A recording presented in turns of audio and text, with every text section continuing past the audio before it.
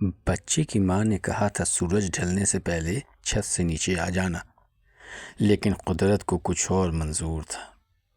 दोस्तों, ये कहानी सच्ची घटना पर आधारित है। मेरी अपील है आप इसे एंड तक देखें। पसंद आए लाइक करें, कमेंट करें, और अब तक चैनल को सब्सक्राइब नहीं किया है तो प्लीज़ ज़रूर कर लें।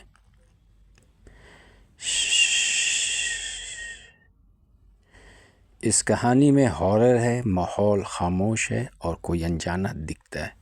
अगर आप अकेले हैं और रात का वक्त है तो देखने से पहले एक बार ज़रूर सोच लें, या तो फिर ग्रुप में सुनें। आज से 40 साल पहले पटना शहर के सब्जी बाग मोहल्ले में 8 साल का बच्चा छत पर खेलने जाता है। माँ ने कहा था सूरज ढलने से पहले आ जाना। सारे बच्चे आ जाते हैं लेकिन उस्मान खेलता ही रहता है। दिन ढल चुका था। सूरज डूबने के बाद की रोशनी और हल्की सी ठंडी हवा पूरे माहौल को एक रहस्यमय सन्नाटे में बदल रही थी।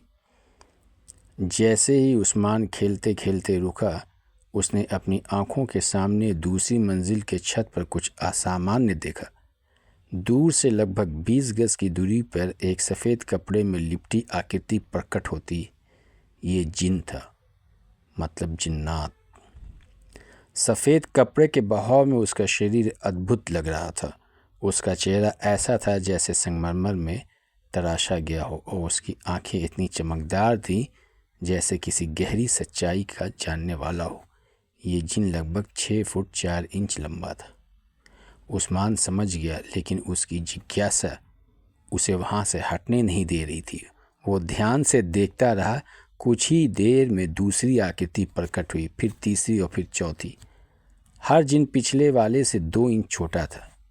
जिनों का रहस्यमयी सफ़र वह सफ़ेद कपड़े में लिपटे थे। उनके लंबे कुर्ते का चमक ऐसा था जैसे हल्की चांदनी में किसी ने शिफॉन का कपड़ा ओढ़ लिया हो। उनके सिर पर हल्का ग्रे रंग का चमकदार साफा था। वो धीरे धीरे लाइन में चलते हुए दूसरी मंजिल के छत के एक सिरे से दूसरी सिरे तक जा रहे थे। वहां पहुंचकर एक एक करके गायब हो जाते थे। उस्मान ने देखा कि उन 7 जिनों के बाद फिर उससे छोटे छोटे जिन आने लगे, यानी उनके बच्चे। बिल्कुल वैसा ही कपड़ा, वैसा ही साफा, लेकिन उनके हाथ में कुछ सेनी जैसी चीज़ थी और वो कपड़े से ढकी थी, ऐसा जैसे कि वो उसमें कुछ ले करके जा रहे हों। उस्मान की हैरत। उस्मान छत के एक कोने में छिपकर ये सब देख रहा था। उसे समझ नहीं आ रहा था कि वो ये सपना है या हकीकत। वो अपनी जगह से हिल भी नहीं पाया। जैसे ही आखिरी जिन बच्चा छत के दूसरे सिरे पर गायब हुआ, हवा में एक अजीब सी सिहरन भर गई। कुछ पल के लिए सन्नाटा सा छा गया, फिर अचानक से माहौल सामान्य हो गया। उस्मान उस रात सो नहीं पाया।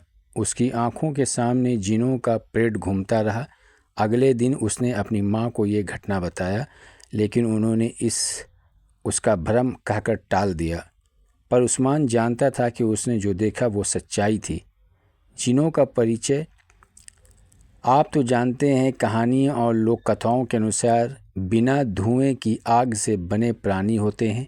वो इंसानों की दुनिया से अलग रहते हैं, लेकिन जब चाहे प्रकट हो सकते हैं। उस्मान के देखे हुए जिन राजसी और डरावने थे। उनकी चाल और उनके कपड़े ऐसे थे, किसी अनुष्ठान या रस्म की ओर इशारा कर रहे थे। पूरी कहानी सुनने के लिए शुक्रिया।